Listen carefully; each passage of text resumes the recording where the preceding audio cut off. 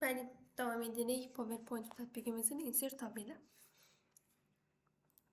Insert tabına daxil olduqda sizin ilkin olaraq sənədinizə, yəni PowerPoint təqdimatınıza səhifə əlavə edilməsi paneli açılır.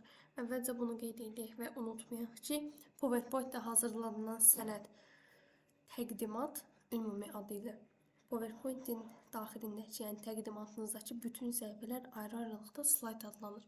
Yəni vərdiş olaraq çox kəs ümumiyyətcə PowerPoint-də yer alan bütün hər bir şey slayd olaraq adlandırır. Elə deyil. PowerPoint-də yaratdığınız məlumat təqdimatdır. Təqdimatın hər bir səhifəsi slayddır. Yəni slaydlardan ibarət olan sənəd təqdimatdır.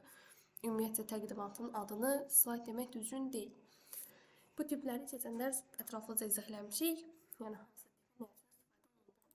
keçirik cədvəl əmrinə. Eynən Word-da olduğu kimi PowerPoint-də də cədvəl istifadə edə bilərik. Burada da izah edəcəyik. Eyni, daha geniş şəkildə, hətta Word-da da var. Sizi əvvəlcə qarşılayır hazır sizə verilən sayda cədvəl. Buradakı standart verilmiş cədvəl 7-nin 6-yadır. PowerPoint-in versiyasından fərqli olaraq buradakı say dəyişə bilər, arta və yaxud azala bilər.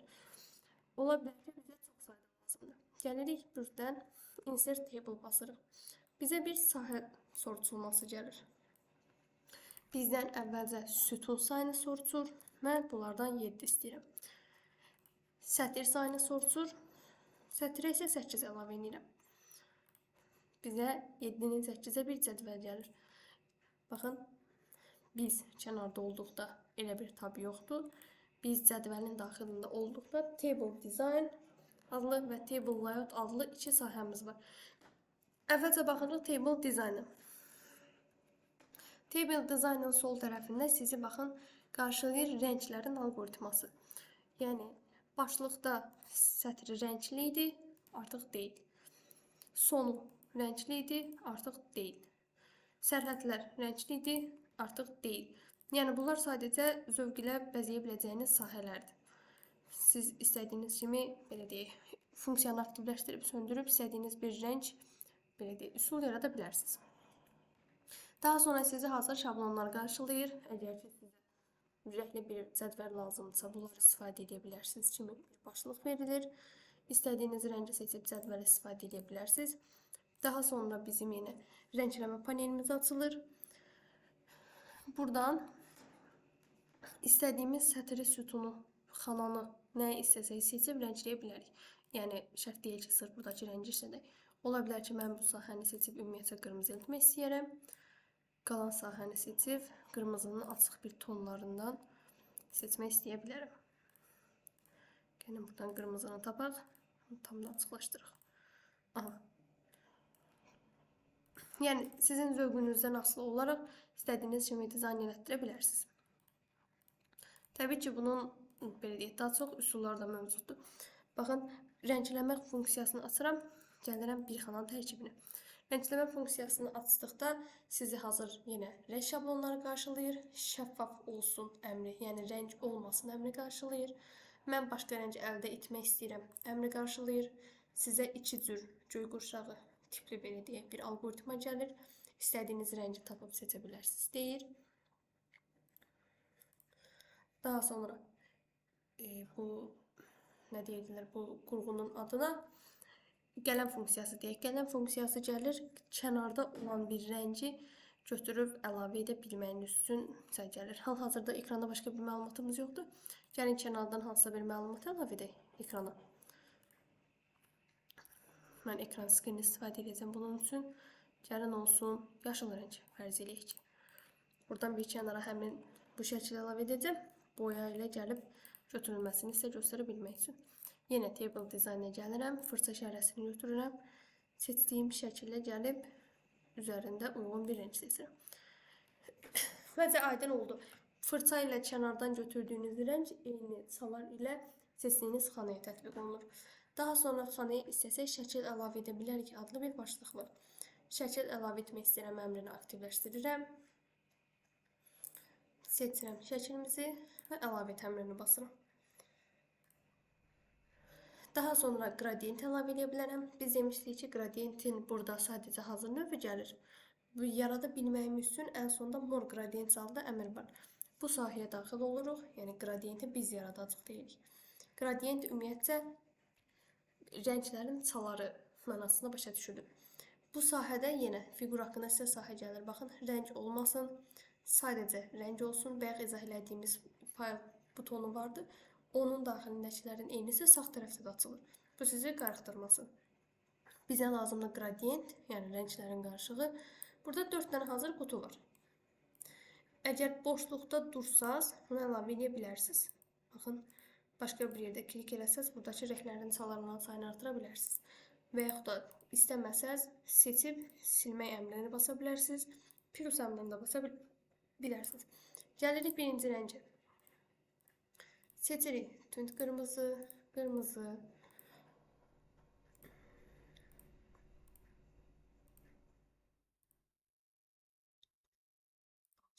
Sarı seçək.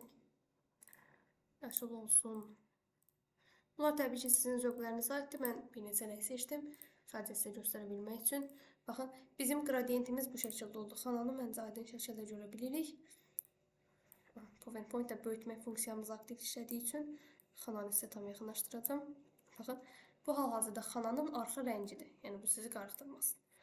Xananın arxa rəngi hal-hazırda rəngarəngdir. Bir qradiyentdədir. Daha sonra sağ tərəfdəki əmri açmağın bir yolu da dizayn tabıdır. Dizayn tabından bu sahəni aktivləşdirə bilirik. Gəlin onu da görək, daha sonra yeni qaldığımız yerdən davam edək. Baxın, dizayn tabına gəlirsiniz, background format paneli var, bu sahəni açırsınız. Bu sahə bayaqki öyrəndiyimiz sahənin eynisidir. Sadəcə buranın bir qaydası var ki, sahə açıldıqdan sonra, daha doğrusu sahə ilk açılan anda slaydın özünə məxsus olur. Yəni bizim bu arxada istifadə edədiyimiz ağ vərəqimiz var, slayd vərəqi. Təqdimat vərəqi, slayd. Baxın, bu ağ vərəq var, ona aid olur. Əgər biz xananı istəyiriksə, xananın üzərinə basırıq, daha sonra gəlib sağ tərəfdəki rəng dəyişimimizi edirik. Baxın, gəldik, qradiyenti seçdim, yəni hazır növ var dediyim buralarda da verdim. Daha sonra buradan şəkil əlavə etmək əmrimiz var.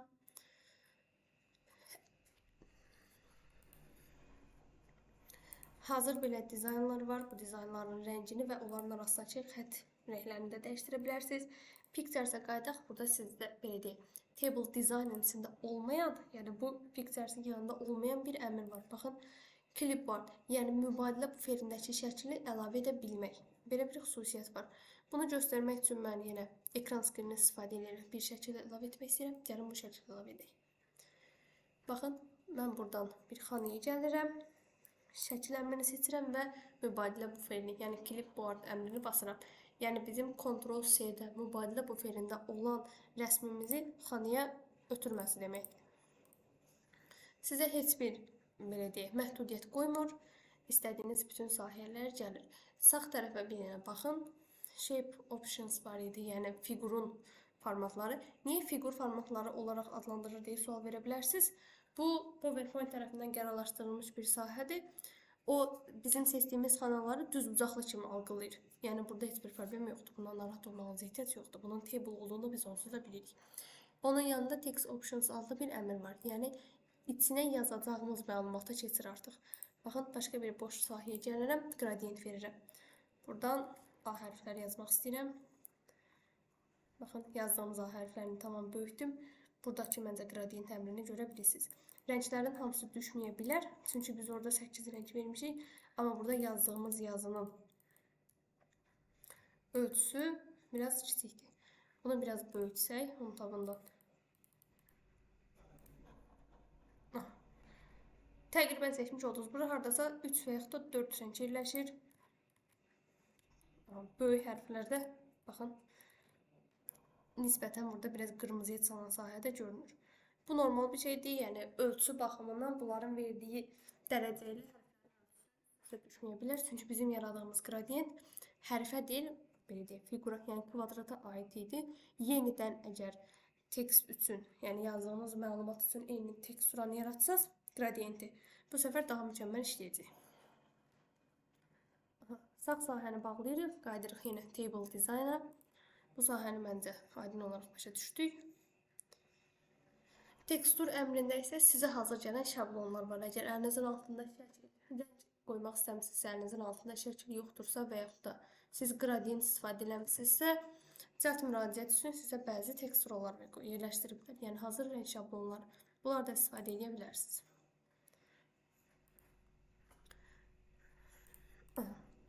Daha sonra sizi qarşılayır border əmri. Border kənar sərhəd deməkdir. Əvvəlcə bu termini yadımızda saxlayaq. Baxın, mən bunu basdıqda sahələr əks olunmur. Sadəcə bizim boşluğumuz hal-hazırda ağdır. Hal-hazırda aktiv olan heç bir yerdə sərhəd olmaması idi. Bunu da necə anlaya bilərsiniz? Baxın, sağ qutuların aralarını görə bilirsiniz. Xanaların, sərhədlərin ağ rəngi idi. Yəni şəffaf idi, yox idi. No color veririk, ağa qayıdır. Hər tərəfdən sərhəd gəlsin deyirik, qara rəng olaraq bir sərhəd gəlir və digərlərini istədiyiniz kimi seçə bilərsiniz. Bunlar artıq sizin zövqünüzə aiddir.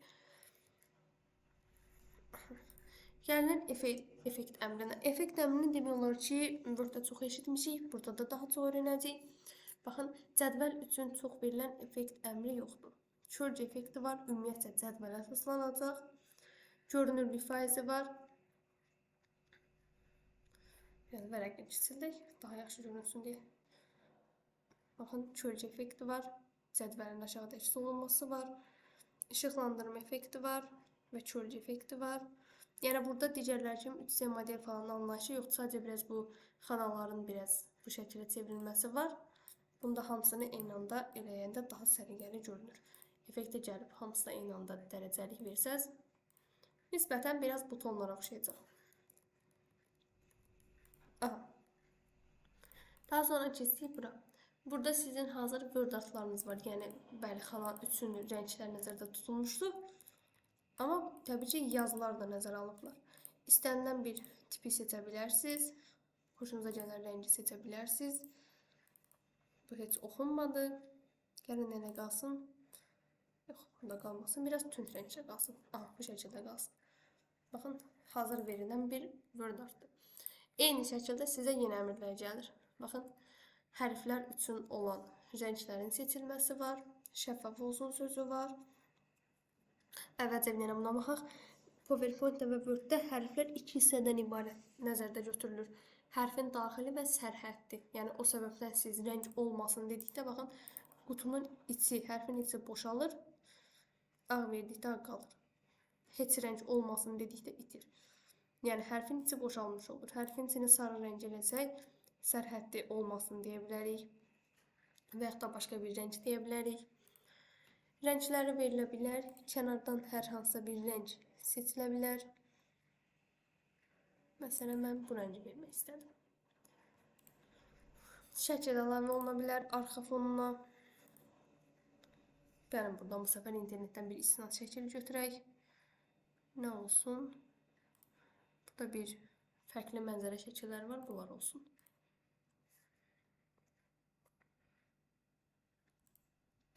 Bu biraz gecikədir.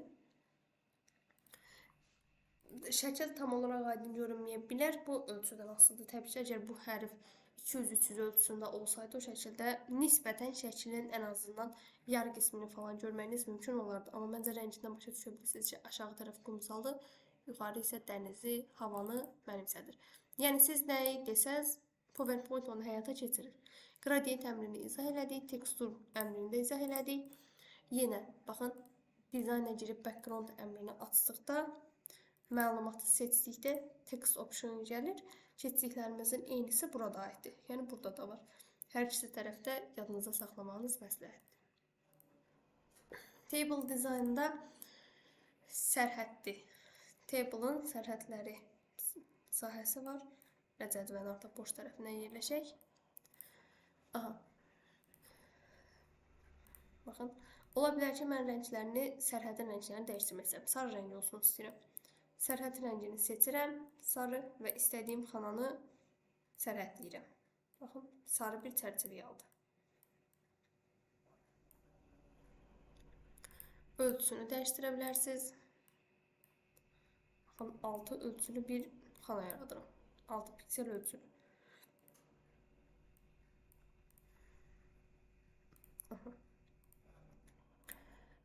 bütün xətlər idi. Qırıq-qırıq xətlərlə də əvəz oluna bilər, dalğalı xətlərlə də əvəz oluna bilər. Bunlar artıq biraz əyləncə işidir. Peşman olub silə bilərik. Baxın, sərhədlər yaratmışdıq. Sərhədləri silirik. Üzərinə gəlib basasız, sərhədlər gedir. Table dizayndan bu qədər. Yeni bir table götürək. Bu table çox qarışdı.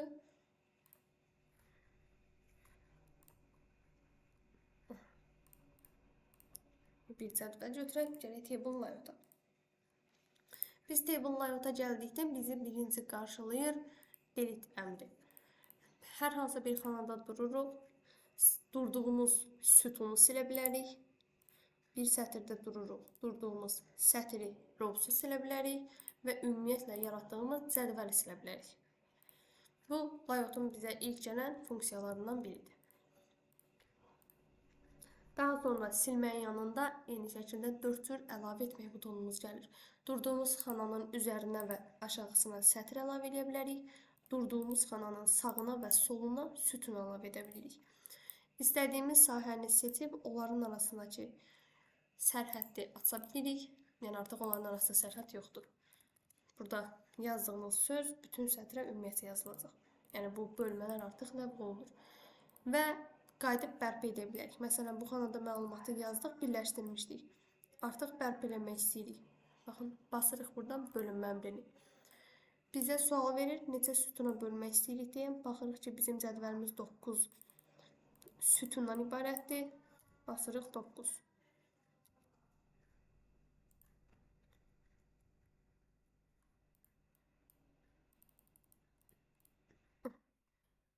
Dokuz değil, 7 sütunuymuş. Dersen ben mi saymışım? Səhv saymışam. Hayır, 9'da ama icazə vermədi. Ölçü baxımından ölçünün böyüdülməsini istəyir.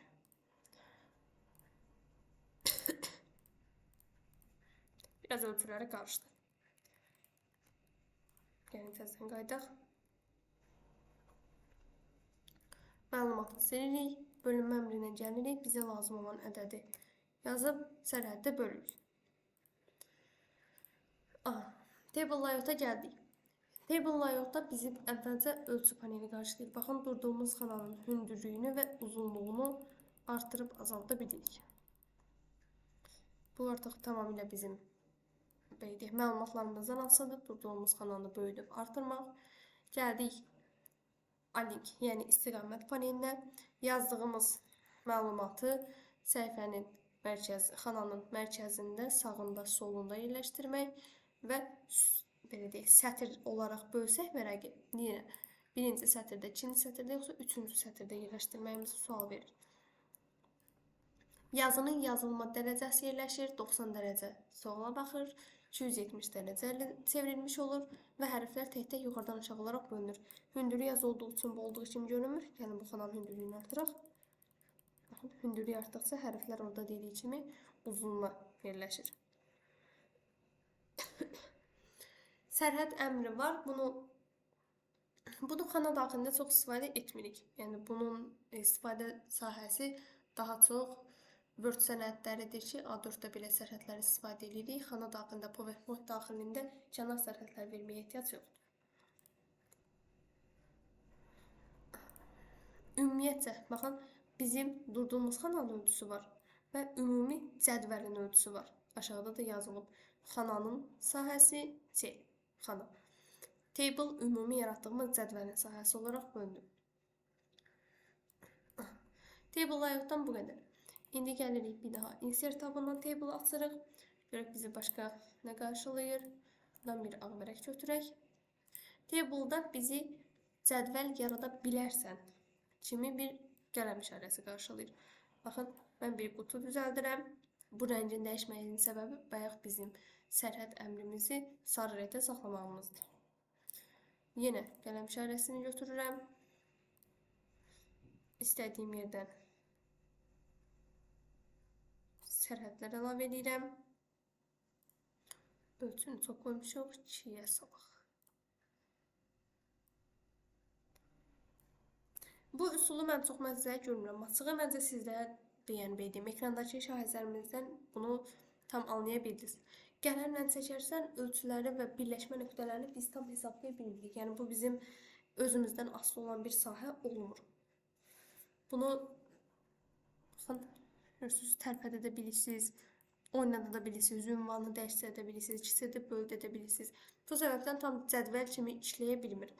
O səbəbdən hər zaman insertdə draft table deyil, insert table istifadə edin. Yəni PowerPoint-in sizə təqdim etmə funksiyasını istifadə edin. Əgər sizə hansısa sütunun çox böyük olması lazımsa, sətirlərin arasındakı sərhədləri qaldırın, yəni xanaları birləşdirin və yaxud da sətir tam sütunun biri ümumiyyətlə bitişik lazımdırsa, bütün sütunu birləşdirin, o şəkildə istifadə edin. Belə qələmlə yaradılması yaxşı deyil. Qələm hansı halda istifadə edə bilərsiniz? Gəlin bu başlığı silək. Məsələn, mənə bir sahə lazımdır. Fərz eləyək ki, mən bunu 5 dənə sahədən yazmaq istəyirəm fənlər kateqoriyasını. Bu ölçülər çox böyük oldu.